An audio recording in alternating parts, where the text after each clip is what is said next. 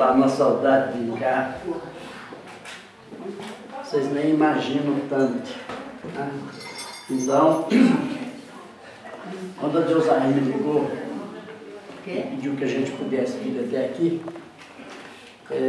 a gente agradece muito, né, de poder estar aqui, de poder participar, e agradece a oportunidade também de falar mais uma vez, né, de contar uma história, né, porque Eurípides Barçanufo é uma história, né, é uma história de vida, e é exatamente aquilo que nós estamos precisando, né, quando a gente pensa que a gente precisa tocar a nossa vida, quando a gente pensa que precisa de exemplos, e Eurípides é exemplo para todos nós. Muito obrigado, então, pelo convite. Vamos voltar os nossos pensamentos um pouco no tempo e pensar na madrugada de 1º de novembro de 1918. Eurípides adoecera já há 3 dias, trabalhador incansável daqueles mais necessitados, estava tratando os seus irmãos de caminhada da gripe influenza, né, chamada também de gripe espanhola, já há alguns dias. O contato com as pessoas doentes trouxe para Eurípides também a doença. Né? E ele foi trabalhando, e num determinado momento, às custas, vamos dizer assim, do esforço da sua mãe, ele deitou. Porque ele já não tinha mais forças físicas para o trabalho. Acamado já há 3 dias, naquela manhã de 1º de novembro de 1918, Eurípides, já muito fraco, ele vê adentrar aquela luz imensa pelo seu quarto, né? E aquele culto sublime lhe pergunta: meu filho, você me conhece? Ele diz: sim, vós sois a Mãe Santíssima. Ela falou: meu filho manda te pedir ou lhe perguntar se você poderá cuidar de alguns lírios do seu rebanho. E ele pergunta: que lírios? Que lírios são esses? E a Mãe Santíssima responde para ela: são irmãos nossos que, não suportando o peso da caminhada, faliram, caíram, se encontram em zonas umbralinas no presente momento, mas num determinado tempo eles serão recolhidos pelo meu filho, né? E se tornarão lírios brancos. Você aceita? Aceito, eu aceito. Eu vou: pois bem, o meu filho manda dizer também, pede para dizer também, que você trabalhou, que você mereceu, e se você quiser, você poderá ser curado dessa doença. Você fez por merecer. O que você me diz? Ele então pensa, né, em Maria, que ali estava, a mãe de Jesus, quando foi chamada para o ministério, quando foi chamada para ser a mãe de Jesus, né, que o anjo Gabriel deu a ela a notícia, e ela respondeu: faça em mim a vontade do Pai. Eu respondeu para ela: faça em mim a vontade de Deus. Naquele momento, Maria se afasta e adentra o espírito Bezerra de Menezes e recolhe ali o Eurípides Barçanufo e leva embora. Acabara de desencarnar o apóstolo da caridade. Essa poderia ser, né, meus irmãos, para nós, o final da fala.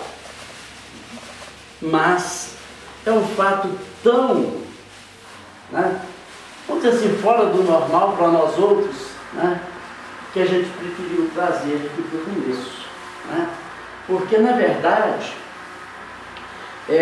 quando a gente fica pensando na vida desse apóstolo da caridade, quando a gente lê sobre ele, tem fatos fantásticos, acontecimentos maravilhosos, né? Que a gente comenta, porque na verdade esse foi, a Deus aí disse muito bem, o apóstolo da caridade que esteve entre nós, aqui pertinho, né? E os apóstolos, os missionários, eles vêm fazer o seu trabalho para nos mostrar de que maneira que a gente precisa desempenhar o nosso trabalho para alcançar a mesma finalidade que eles alcançaram, né? Então é para isso que Jesus permite que esses espíritos estejam entre nós.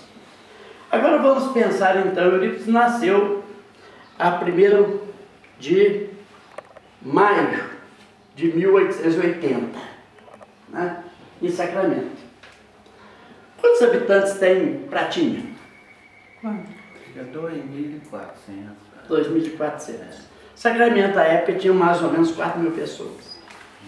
Mas era uma cidade do interior em 1880, ou seja, uma cidade sem asfalto, sem água encanada, sem esgoto sanitário, sem passeios. Ou seja, na verdade era um amontoado, um ruado de casas, né? E muita pobreza, né? Como todas as cidades do interior. Para que a gente possa ter uma ideia, àquela época, em todo o estado de Minas, tinha matriculado nas escolas 45.000 alunos em todo o estado de Minas, né? Se nós pensarmos hoje no Uniaraxá, que é uma escola particular, uma faculdade do interior também, lá tem 8.000 alunos, né? Então, a situação da educação, a situação das cidades do interior era uma situação muito difícil, né? E Eurípides veio para a reencarnação neste momento. Mas é nos momentos difíceis que o missionário encontra a oportunidade do seu trabalho, né? São nos momentos difíceis que o missionário vem e faz a diferença. Quando a gente vai lendo sobre o Eurípides Barçanufo, a gente tem alguns fatos pitorescos, né? A dona Meca, que era sua mãe, Jerônima Pereira de Almeida, o seu pai Hermógenes Ernesto de Araújo, né? Quando o pai do Eurípides foi pedir a mão da dona Meca em casamento, né? Isso em 1880, né? O noivo não conhecia a noiva, ou seja, o pai ia lá, tratava, e você via a noiva no dia do casamento, né? Isso era muito anterior a nós, né, Sr. João? Nós foi muito mais difícil, mas não foi assim, né? Foi assim, foi mais fácil. Então, a dona Corina Novelino fala, né, que o avô do Eurípides Barçanufo foi lá, pediu a mão da dona Meca em casamento, ela tinha 14 anos, né?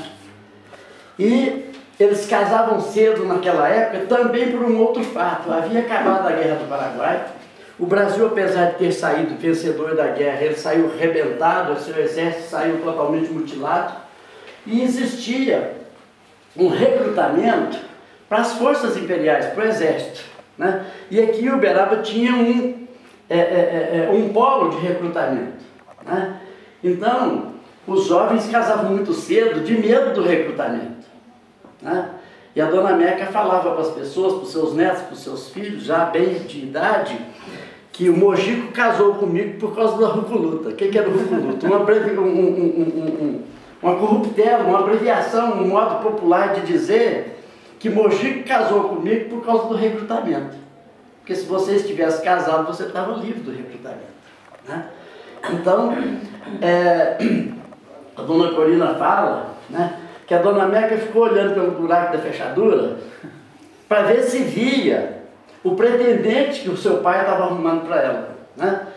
E junto, o avô do Eurípides levou o seu Mojico, que era um garoto, e uma outra pessoa, um outro garoto, né? E ela não conseguiu ver o seu Mojico. Ela olhava pelo buraco da fechadura, o que ela conseguia ver era um rapaz mais gordo, de um certo papo, né? E foi feito o acordo para o casamento, né? Marcaram o dia e ela ficou naquela agonia durante aqueles meses se aquele seria o marido dela ou se seria o outro que ela não viu, né? E no dia do casamento, então, na hora de entrar na igreja, ela viu que o noivo era o outro. Era um rapaz simpático, né? Ou seja, sofreu alguns meses, né? Sem precisar. Né? Como nós estamos contando isso da Dona Meca, eu vou, em vez de fazer uma história linear assim, nós vamos comentar alguns fatos por assunto, né? E a Dona Meca, então, casou-se com o Mojico e eles tiveram 15 filhos, né? Interessante, Deus a ele, é que em 28 anos ela teve 15 filhos. Nossa Senhora. Não poderia ter sido 28 filhos. É doido. Tem 3 deles que nasceram assim, de ano em ano, ou seja, tá. 3 deles. E o Eurico Barçanufo era o terceiro dessa família. Né? Então, a Dona Meca cuidava da casa, cuidava dos filhos, né? Cuidava do marido, numa situação extremamente difícil. Né? Conta-se que num determinado dia, chegou uma notícia em Sacramento que a baronesa de Rifaina, do lado de lá do Rio, havia comprado uma máquina de costura. Né? E as pessoas saíam de Sacramento e iam até Rifaina para ver uma máquina de costura. Né? E a Dona Meca também disse que queria ir lá ver uma máquina de costura. Né? E o senhor Mojico falou para ela, porque num primeiro momento eles passaram muitas dificuldades financeiras. Quando o Euripides era criança, até os 9 anos mais ou menos, eles passavam dificuldades de ter o que comer. A Dona Corina fala que em muitos dias eles comiam simplesmente um escaldado de hora por nobres. Como é que chama o trem, senhor João? Hora por nobre. É o trem, sim. Porque não tinha outra coisa para comer. Né? Mas, de qualquer maneira, o senhor Mojico trabalhou, mudou, constituiu a sua família e também se desenvolveu nos negócios e a vida passou a ser um pouco mais fácil. Mas quando a Dona Meca manifestou vontade de ver a máquina da baronesa de Rifaina, ele falou para ela que ia conseguir uma máquina para ela. Né? Agora vocês imaginam, né, gente? Porque não tinha tecido. Se tinha tecido, não era acessível para as pessoas pobres como eles. Então, ela arrumava o algodão, cardava o algodão, né? Fazia a roupa no tiar e costurava na mão. Né? E ela tinha 15 filhos. Né? Nós não encontramos mais gente como a Dona Meca, né, gente? Com todo respeito para as nossas irmãs que estão aqui, mas nós não temos mais gente, né, com essa fibra. Mas tudo bem.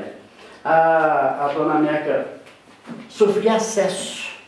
Né? É uma denominação para as pessoas que têm crises, né, nos nossos dias de hoje. E aquilo, né, para Euripides Barçanufo e para o seu Mojico, era uma coisa dolorosa. E é muito interessante porque era acesso, ou seja, ela tinha crises. Né? Mas o Euripides se preocupava com isso, e o seu Mojico também, né? Eles se preocupavam para arrumar um remédio para que ela pudesse ser tratada. Mas na verdade isso era uma obsessão. Né? Que o Euripides tratou e que ela se curou já quando havia se tornado espírita, ou seja, os problemas delas acabaram. Mas esse problema durou muito ainda com ela. Ela ia à igreja, por exemplo, que eles eram muito católicos, chegava lá, ela tinha visões e desmaiava. Né? E aí adoecia, passava dias. Né? Então, todos os momentos mais traumáticos para ela, ela tinha dessas crises. Isso foi tratado, né? E isso passou com o tempo. Só por falar nisso, algumas vezes esse espírito Meca, da Dona Meca, já esteve no trabalho de desobsessão que eu trabalho para fazer encerramento. É de uma brandura, né? Assim, realmente, né? Elas visitam às vezes, ela nos visita às vezes, e a sua fala é de uma tranquilidade, de uma brandura impressionante. A educação de Euripides, né? A educação, naquela época, consistia em levar as crianças para o grupo, que na verdade não existiam grupos, existiam professores, né, que formavam turmas escolares, né, e obedeciam um currículo que o governo do estado fornecia, né, e depois de determinado tempo, vamos dizer assim, a criança estava formada, pronta, nos primeiros anos. Essa escola para Eurípides começou aos 5 anos e terminou aos 9, ou seja, ele foi lá para a escola do professor Joaquim Vaz de Mello, conhecido como Tatinho, né?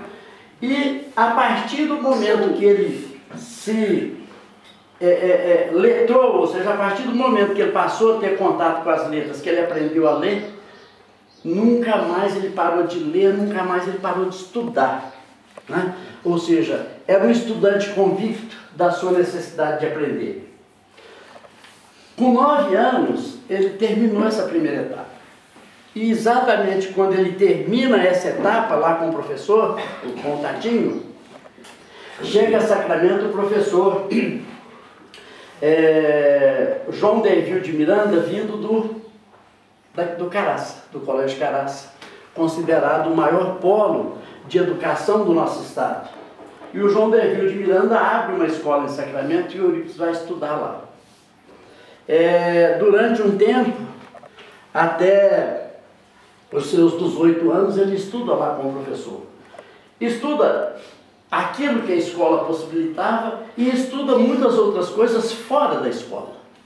Durante um tempo, passa lá para o Sacramento um médico, né, com alguns compêndios de medicina, e o Eurípides tem acesso àqueles livros, tem acesso ao corpo humano, ao estudo do corpo humano, né, e ele, né, vai aprendendo. Até que num determinado dia, o médico fala para a pessoa, que era a sua hospedeira, que era a pessoa que o hospedava, para falar com a dona Meca, que o Eurípides era muito novo para folhear, para estudar aqueles livros. Mas ele já tinha estudado, ele já tinha visto, ele já tinha pensado, ele já tinha, tirado daqueles livros um pouco de conhecimento.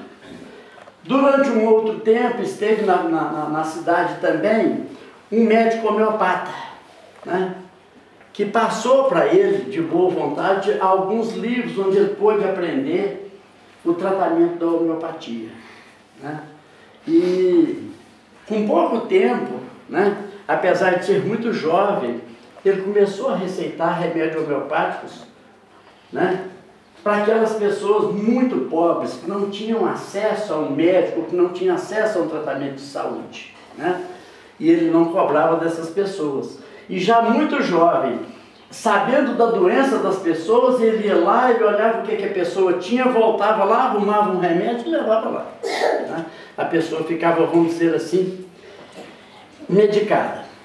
O estudo do professor João Dervil de Miranda, do seu colégio, a sua formação veio do Caraça, mas o método da sua escola veio de Pestalozzi. Então o Eurípides teve acesso, né, a um método de ensino totalmente diferente àquilo que existia na presente época, né? Eu não sou tão velho, tá certo, gente? Mas eu me lembro que lá em Araxá tinha a escola da Dona Barondina, antes de todos os outros grupos, e depois, durante um tempo, junto com os grupos mais antigos, onde a palmatória funcionava, né? Ou seja, um aprendizado baseado em castigos e recompensas. Eurípides Barçanufo era totalmente contra isso, né? E então aquele que foi para ser o seu educador também era contra isso. Nada de premiações e nada de castigos. Ou seja, uma educação baseada no mérito, né, e na competência dos alunos para aprender. Existem alunos mais fracos que outros? Existem. Mas se aquele que tem mais facilidade ensina aquele retardatário, todos eles vão chegar junto no mesmo patamar, né? E o Eurípides depois se tornou um educador exatamente dentro desses princípios. Terminada a fase de estudos que ele podia adquirir com o professor João Dervil de Miranda, né, ele falou para o seu Mojico que era procurar um jeito, né, de que ele pudesse estudar. E o seu Mojico nessa época já tinha uma certa facilidade de dinheiro, resolveu levá-lo para o Rio de Janeiro, para que ele pudesse fazer um curso preparatório para medicina, né? Eles foram para o Rio, né, E aí vocês às vezes podem pensar, por que o Rio? O Rio era a capital do Brasil naquela época, né? O Rio era uma cidade cosmopolita, uma cidade frequentada por gente do mundo inteiro, era a capital do país, né? Então, para lá que se dirigiam a inteligência que existia no país. Então, o seu Mojico vai lá, contrata um lugar para ele morar, contrata a escola e volta para Sacramento, né? Fazer o enxoval. Fazer o enxoval é difícil, né, gente? A dona Meca costurando daquele jeito, naquela dificuldade, era difícil de fazer um enxoval. E outra coisa, é só terno que as pessoas usavam, né? Então, a dona Meca arrumou todo o seu enxoval e no dia marcado, né, ela fez a mala do Eurípides, né, e teve uma crise violenta, né? Quando ela voltou da crise, ela observou que o Eurípides, né, tinha desfeito a mala, não havia mudado e nunca mais eles falaram sobre isso. De mudar, de fazer escola de medicina no Rio, ou seja, o Eurípides trocou o seu projeto de vida pelo bem-estar da dona Meca, né? Ele abriu mão de perseguir o seu sonho para poder cuidar da sua velha mãe. A essas alturas, Eurípides Barçanufo era um católico convicto, trabalhador da igreja e secretário ou presidente, dizem a mesma coisa, né, alguns autores, da Sociedade São Vicente de Paulo. Ou seja, ele era um trabalhador da igreja católica. Tem algumas pessoas que dizem, inclusive, né, que ele assistia a missa, o ofício da missa lá bem na frente, lá junto com o padre. E quando ele saía da missa, ele saía de face, de ré, para não virar as costas do Santíssimo. Tal era, né, a sua crença, a sua fé, né? E ele, lá na Sociedade São Vicente, ele fazia o trabalho que a Sociedade São Vicente faz, ou seja, assiste os pobres, ele já era um trabalhador, né? Mas existia lá o padre Augusto Teodoro da Rocha Maia, chamado de Padre Maia, que gostava demais de Eurípides, né? E por causa da vivacidade daquele moço, dos seus questionamentos, um dia ele chama o Eurípides Barçanufo e fala para ele, ó, eu vou dar essa Bíblia para você ler, mas você não conta para ninguém.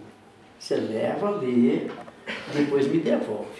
Por que disso? Porque naquela altura, somente o clero tinha acesso aos estudos, ou seja, a Bíblia não estava disponível para as pessoas, né?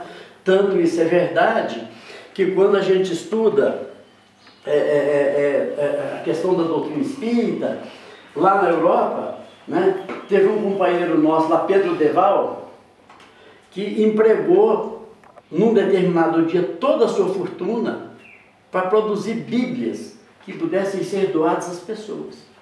Ele foi excomungado pelo clero. Ou seja, a igreja não tinha nenhuma intenção que as pessoas se esclarecessem ou que as pessoas conhecessem de religião, que eles pudessem esclarecer a sua fé, né? É aquela ideia de que isso é o que pode ser dito. O padre é o trazedor das bênçãos, né? Ou da interpretação da Bíblia. E Eurípides levou aquela Bíblia e leu, estudou. E se ele já tinha algumas dificuldades de compreensão da doutrina católica, né, ler aquela Bíblia para ele então foi o ponto de chegar no questionamento final. E a sua dificuldade eram as bem-aventuranças do Cristo, né? Aquela ideia que você tem que sofrer agora para ser feliz depois, que é o resumo das bem-aventuranças, né? Aquilo não entrava na sua cabeça. E ele levou aquela Bíblia, leu, estudou e foi lá e devolveu para o Padre Maia. O padre, li, aprendi, mas as bem-aventuranças eu não consegui entender. O que o senhor me diz? O Padre Maia fala para ele, meu filho, isso são os segredos de Deus, os mistérios de Deus. A gente tem que acreditar. Ou seja, ele ficou na mesma, né, Mário? Com certeza. Ficou na mesma, né? E aí então, já naquela época, né, o seu avô, o seu tio, o senhor Mariano, né, que morava em Conquista, ou morava em Santa Maria, ou morava em Paineiras, porque eles moravam naqueles lugares todos, e a gente precisa deixar claro que esses lugares eram simplesmente pontos da estrada de ferro, um grupamento de casas, né, e que se tornavam distritos, né, e essas pessoas habitavam ali numa simplicidade muito grande. Lá em Santa Maria, que é onde o senhor Mariano morava naquele presente momento, aconteceu alguns fenômenos físicos que as pessoas tinham medo, mas que elas não conseguiam entender. E jogava pedra nas casas, jogava pedra nas janelas de vidro, barulhos insólitos que as pessoas não conseguiam entender, e aquilo estava perturbando as pessoas, né? E num desses momentos, o senhor Mariano é transferido para Paineiras. Paineiras é onde é hoje Peirópolis, né? E lá existia uma mina, uma firma de mineração do Frederico Peiró e do seu sócio Maximiliano Alonso, que eram espanhóis. Eles haviam mudado para lá para explorar um mineral que existia lá, né? E o Peiró, durante muito tempo da sua vida, ele foi um materialista convicto. Mas a sua mãe adoeceu, ela morava em Uberaba, e num determinado momento ele foi apresentado à doutrina espírita e se tornou espírita, né? E ele era uma pessoa extremamente bondosa, trabalhador. Inclusive, quando num determinado tempo atrás aí eles foram fazer uma homenagem para ele, uma homenagem póstuma, né? A pessoa que falou a respeito dele lá no dia da homenagem, lá em Uberaba, falou o seguinte, que o Peiró era uma pessoa fantástica, maravilhosa, mas que do ponto de vista de ser empresário, de ser trabalhador, é uma pessoa que nunca ficaria rica, porque ele dava as coisas que ele tinha para o tempo, né?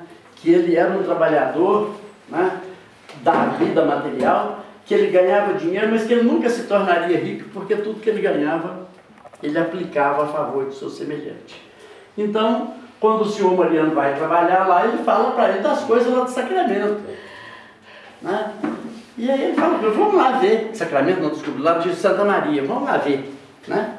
Ele vai lá e observa, né, que Santa Maria era um foco de médiuns, né? E por isso, para acontecer o despertamento das pessoas, a espiritualidade permitia que os espíritos lançassem aquelas coisas, jogassem pedra e tudo mais, né? Porque havia uma programação para se fazer um trabalho espiritual naquela localidade, né? Fez alguns cultos, falou com o senhor Mariano que era necessário fundar lá uma casa espírita, ler o evangelho para as pessoas, evangelizar aquelas pessoas, que isso ia evangelizar também os espíritos. E os fenômenos acabaram, né? Então, o Barçanufo gostava demais do seu tio, o senhor Mariano, da sua tia Sanaras, parece que eu não me engano, e ele ficava muito preocupado com a ideia, né, de que o seu tio pudesse estar mexendo com essas coisas de doutrina espírita, né? O conceito da doutrina espírita nessa época era uma coisa muito difícil, né? Então, quando o senhor Mariano saiu de lá de Santa Maria, Sacramento, ele era irmão da dona Meca, né? Ele ia se hospedar lá. E nesses momentos, o Eurípides era um sujeito muito novo, mas de uma verbalidade, de uma facilidade para falar, para questionar, para explicar, né? E ele chegava, o senhor Mariano no canto, né? Como é que o senhor está mexendo com essas coisas, tio? O senhor é um sujeito correto, digno, trabalhador e parará. E aquela conversa não acabava nunca, né? Porque o Eurípides tinha muito argumento. O senhor Mariano era um sujeito, vamos dizer assim, muito simples, rude, um trabalhador braçal lá na roça, né? E que abraçou a doutrina espírita.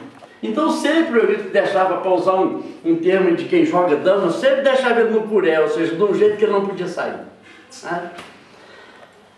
Um dia, né, depois que o Eurípides tinha lido a Bíblia, né, o senhor Mariano chega lá, né, e o Eurípides começa, né, os seus questionamentos.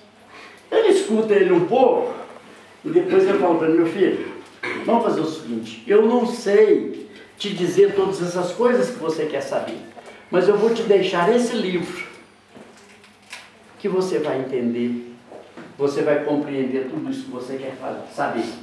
E deu para ele o livro depois da morte do Leon Denis. Eles já haviam conversado bastante, né? O senhor Mariano relata depois que dormiu e ele estava lendo. Ele havia lido o frontispício da obra, aquela primeira apresentação, e já na apresentação ele fala para o senhor Mariano: mas isso é um achado, isso é uma coisa muito bonita, né? O senhor Mariano diz que acorda algumas vezes de noite e ele está lendo. Aquele tem, se eu não me engano, eu tenho ele tem 300 e poucas páginas, né? De manhã, a hora que o senhor Mariano acorda, ele fala para ele: tio, isso respondeu todas as minhas perguntas. O senhor Mariano vai embora, né? E num desses momentos assim, né, de, vamos dizer, que as coisas acontecem, né? Como é que chama? Tá aqui. O Hilário Silva, com a psicografia do Chico Xavier, né, no livro A Vida Escreve, né, ele fala que num desses dias, eu estando sentado, né, em algum lugar, né, ele sente que deixa o corpo, né, e ele sente que caminha, e caminha em direção às alturas, né? Ele vai subindo, subindo, uma viagem do espírito, né, gente? E num determinado momento, ele se encontra num campo muito verde, né? Ele olha lá na frente, tem um homem sentado, tem uma pessoa sentada, né? Não tendo outra coisa, né, ele caminha na direção daquela pessoa, né? Ele vai andando, andando, e num determinado momento ele parou e observou e viu que aquele era Jesus, né? Então, frente a Jesus, né, eu creio que qualquer um de nós ficaria numa situação, né, do que eu faço. Ele anda mais um pouco, e o Hilário Silva fala que ele observa que Jesus chora. Quando ele vê que Jesus chora, né, a sua índole, né, de estar sempre ajudando, pergunta: mestre, por que choras? Jesus não responde e chora. Ele anda mais um pouco e pergunta: mestre, choras pelos descrentes do mundo? Aí Jesus dirige para ele olhar e fala: não, meu filho, os descrentes do mundo, nós temos muitas responsabilidades, ou seja, nós temos muito que fazer por eles. O seu tempo chegará. Choro por aqueles que conhecem o meu evangelho, que conhecem os meus ensinamentos e não o praticam. Nesse momento, ele vê que sai, né, daquela presença divina e volta ao seu corpo. Isso antes de conhecer a doutrina espírita, né? Ou seja, a gente entende que a espiritualidade, de alguma maneira, estava trabalhando o missionário, trabalhando o apóstolo, para que ele pudesse fazer o seu trabalho, né? Essa conversa com o senhor Mariano, né, rendeu, porque uns dias depois ele resolve ir em Conquista e encontra lá a sua madrinha Sandra, né, e ele pergunta: e os espíritas lá, como é que vão? Né? Ah, tá tudo bem, né? O Aristides está psicografando, o fulano está psicografando, tem tratamento de cura, tá tudo bem lá, vai lá, né? Você precisa ir lá. Isso é aquela mosquinha, né, Sr. João, que põe na cabeça da gente, né? Justamente. E aí, numa sexta-feira da paixão de 1904, para não perturbar a sua mãe e o seu pai, ele sai no dia anterior lá de Sacramento, vai para a Conquista, faz lá a escrituração contábil na loja do Somogico e vai para Santa Maria e leva com ele um amigo, né? Nos momentos que a gente tem dificuldade, né, Maria, a gente tem sempre um amigo, né? Tem que levar, né, para poder sustentar as nossas necessidades, né? E eles chegam lá, os trabalhos eram às 3 horas da tarde. Uma casa pequena, muito simples. E ele chega, ele observa que todos os lugares estão tomados. À exceção de 2 lugares lá na frente, atrás do médio Aristides. Né? E eles vão até lá e sentam.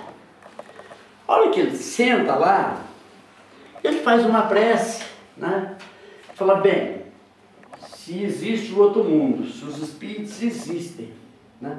Eu queria que João Evangelista atirar dele, né, seu João? Eu já fui buscar logo. Eu queria que João Evangelista me explicasse as bem-aventuranças, né? Passou 1 minuto, Aristides, que era um trabalhador braçal, rural, lá na roça, né? Ficou mediunizado e o espírito que tomou daquela faculdade falou sobre as bem-aventuranças, né? Como ninguém nunca tinha ouvido, a não ser aqueles que ouviram de Jesus, né? Explicou tudo, né? Explicou tintim por tintim e no final ele, vamos dizer assim, assinou João o Evangelista, né? O Espírito fala que nunca mais ele ouviu uma explicação tão sublime quanto aquela sobre as bem-aventuranças, né? Ele ficou muito impressionado com aquilo, né? Foi embora, mas passou uns dias e voltou, né? Porque o negócio, né? Na segunda vez que ele volta, né? Assim que ele chega, ele se assenta. Quando eles fazem a corrente, a linha de passe para o tratamento espiritual, o Bezerra de Menezes está, vamos dizer assim, incorporado, usando a faculdade de alguma pessoa, né? E convida ele para que ele possa fazer parte da corrente, né? Ele vai, né? Faz parte da corrente e participa do tratamento, sem saber muito o que fazer, rezava com uma fé, né? E ao final daquele trabalho, Vicente de Paulo toma da faculdade do médium presente, né, e se dirige a ele, né? Meu filho, nós temos um trabalho para fazer juntos. Eu brinco, sabe mais, que quando o guia espiritual fala para a gente que tem que fazer um trabalho junto, é mó fria. Porque é só dever, dever, dever, serviço, serviço, serviço, sem reclamar, né? Aí fala para ele, você vá, né, deixa a sociedade que tem o meu nome, a Sociedade São Vicente de Paulo, porque nós temos um trabalho muito maior do que aquele para fazer. O trabalho que você fez até agora foi muito digno, mas vá e tome a atitude que você precisa tomar. E não se esqueça, você será perseguido, você será incompreendido, você não será aceito nem mesmo pelas das suas famílias, você passará muitas, muitas, muitas dificuldades, né? E ele foi embora, né? E ele foi embora e a primeira coisa que chegou, a igreja já estava assim um pouco preocupada com ele, né? Porque isso é igual time de futebol. Se o craque do seu time está ficando meio desleixado, está meio desaparecido, está sumido, né? Ele já foi lá e martelou o negócio na hora. Eu estou deixando, não vou fazer parte mais, agora eu sou espírita. Né? Aí vamos dizer assim, né? O negócio realmente ficou muito difícil para ele. Dentro da sua própria família, né? Com os amigos. E essa época, ele fazia parte, ele havia fundado, junto com outros professores, junto com outras pessoas, o Liceu Sacramentano. As pessoas começaram a tirar os alunos da sua escola, né? E a situação começou a ficar difícil, né? Sem professores, porque os professores também deixaram, né? E ele começou a ficar extremamente preocupado com aquela situação. Um desses dias que ele estava muito preocupado, no final de ano, né? Eis que lhe aparece, né, uma visão. Ele olha aquilo e pensa, mas não pode ser, eu estou enganado, né? E da mudou, tu tenta não aceitar a sugestão. Então, mecanicamente, ele pega uma caneta, né, e escreve a mensagem que o Espírito estava ditando para ele. Não feche as portas da escola. Apague da tabuleta da iluminação Liceu Sacramentano, que era o colégio, né, que é um resquício do orgulho humano. Em substituição, coloque o nome Colégio Allan Kardec. Ensine o Evangelho do meu filho às quartas-feiras e institua, crie um curso de agronomia. Acobertarei o Colégio Allan Kardec sob o manto do meu amor.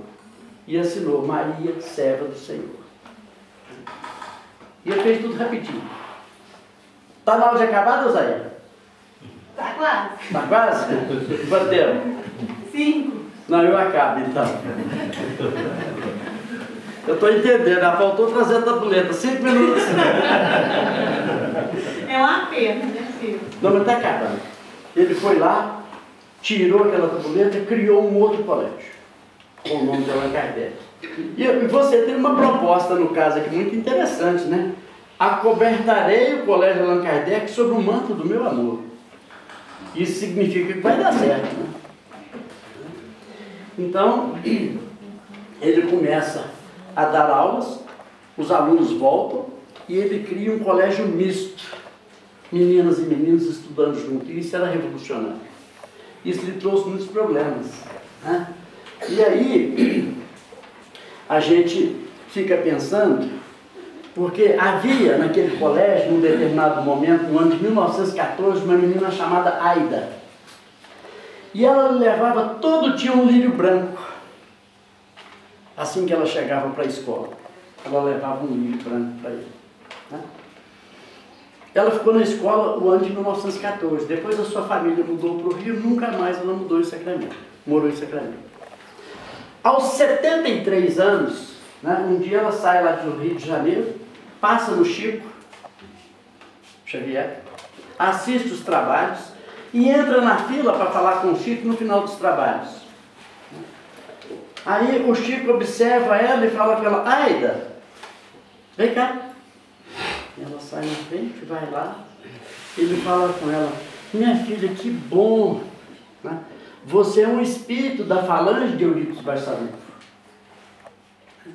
A gente fica pensando, para que serve um espírito da falange do Barçanufo ou da falange de Francisco de Assis?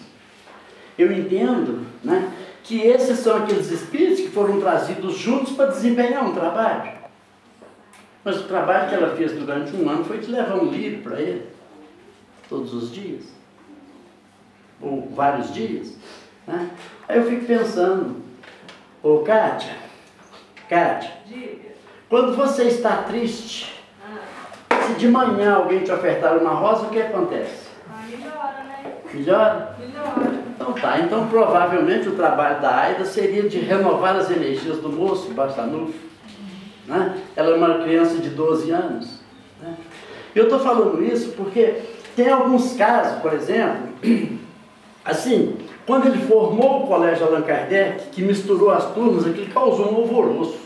As pessoas começaram de novo a ameaçar tirar os alunos da escola por causa das turmas mistas e por causa do ensino de evangelho, de doutrina espírita, às quartas-feiras, né? Aí aquele bafafá para todo lado, cidade pequena, aparece uma pessoa chamada Cosme Martins, que fala para as pessoas: vocês podem deixar que eu vou lá falar com o senhor Eurípides, né? Ele chega lá, o senhor Eurípides o recebe e ele fala para ele assim: ó, as minhas 3 filhas vão continuar no seu colégio, mas isso aqui está muito pequeno, muito apertado, nós vamos derrubar essas paredes, fazer um lugar maior. Ou seja, esse também é o trabalhador da falange, é alguém que quer ajudar. Ou seja, as meninas, os meninos juntos, que era uma coisa revolucionária, eles precisam de mais espaço, eles não podem ficar amontoados. A ideia que a gente tem é essa, né? Ele derruba um tanto de parede e cria um novo estabelecimento, né? E o senhor continua insistindo, continua fazendo o seu trabalho de educador. Eurípides, com aqueles conhecimentos de fitoterapia, né, começou a tratar as pessoas. E isso despertou, né, para ele, em determinados momentos, muita dor e muito sofrimento, porque o Círculo Católico de Uberaba, num determinado momento, né, resolveu processá-lo, né, sobre o fato de ele tratar pessoas. Mas ele sabia que o Círculo Católico de Uberaba não estava processando ele pelo exercício da medicina, estava processando ele por causa da doutrina espírita, né? E esse processo durou de 1917 até 1918. Né? Um dia ele estava trabalhando, né, fazendo as suas coisas para ir atender algumas pessoas doentes, quando chega a intimação do delegado especial que queria falar com ele. E ele foi lá falar com o delegado Arnaldo Alencar Araripe. Ele leva a sua valise de atender pessoas. Isso é firmeza de fé, né? Ou seja, você vai falar com uma pessoa que está te processando pelo exercício da medicina e você leva a sua valise de tratar as pessoas. Ele conversa, o delegado conversa, pergunta e tal. Quando o delegado vai ouvir algumas testemunhas, ele pergunta: eu posso ir? Pode sim. E pergunta para ele: onde é que o senhor vai? Vou tratar dos meus doentes. Se o processo era por causa disso, vamos dizer que ele não tinha medo nenhum desse processo, né? Ou seja, ele continuou tratando os seus doentes. O processo nunca andou, porque na verdade o juiz que ia distribuir aquele processo, que não se julgava apto, passou para outro que também não se considerava apto, e outro, até que ele foi arquivado e acabou. Mas nesse tempo tem algumas coisas extremamente interessantes, porque naquela época era normal, e em alguns lugares do Brasil ainda hoje isso é normal, quando você tem uma rixa com uma pessoa, você mata. Você contrata um bandido e mata, né? Então nessa época Eurípides tinha um quarto separado na casa do pai dele que dava para a rua. Então, altas horas da madrugada, às vezes as pessoas chegavam lá e batiam. Ele abria a janela e falava para o sujeito: dá esse remédio para ele ou para ela que ela vai melhorar. Ou seja, a espiritualidade já havia avisado, ele já havia feito o remédio, a pessoa já ia embora resolvido. Determinado dia desses, bate a janela, ele levanta, o Bezerra de Menezes fala para ele: esse que era a sua vida, não abra. Ele se deitou, a pessoa também não bateu mais. Passado alguns dias, né, ele vai sair para atender um doente, e Bezerra de Menezes fala para ele: ó, lá na esquina da Câmara Municipal tem 2 pessoas lá para tirar a sua vida. Mas não precisa ter medo não, que vai dar tudo certo. Eu ia dormir, tá, gente? Vai. Né, seu João? De madrugada, eu não tenho nenhuma arma, né? Lá tem 2 pessoas para tirar a minha vida, o que eu vou fazer lá? Né? E ele passa a mão na sua valise e vai. Né? Chega lá, tem as 2 pessoas de fato. Né? Quando ele chega a uma distância de cumprimentar, ele fala com eles: paz de Deus. E um deles responde apressado: paz de Deus, o senhor também, senhor? E ele passa e vai cuidar do seu doente. Logo depois disso, né, ele começa a falar para a sua secretária lá do atendimento homeopático, né, que ele não merece o tratamento que a espiritualidade tem dado para ele. Que ele tem visto na primeira de tal lugar Bezerra de Menezes, em outro lugar Vicente de Paulo, em outro lugar o Anjo Ismael, né, o trabalhador que cuida da difusão da religião, da doutrina espírita no Brasil. Né? Então, ele entendeu, né, que realmente ele tinha um trabalho para fazer. E num determinado dia, já estou encerrando, Zé, que ele acorda um pouco mais triste, né? Ele vai lá para o seu quintal, tem uma roseira muito grande, né? E o processo ainda não havia sido resolvido. Ele está lá pensando quando chega Jesus. E Jesus fala para ele: não tema, meu filho. Né? O nosso trabalho é de Deus. E nós venceremos. Então esse, meus irmãos, realmente é o trabalhador, é o apóstolo, é o missionário que esteve entre nós para mostrar, né, que quando nós temos trabalho, quando nós temos fé e quando nós temos certeza que nós estamos desempenhando o trabalho que o Cristo quer de nós, nós vamos vencer as nossas vidas. Muito obrigado.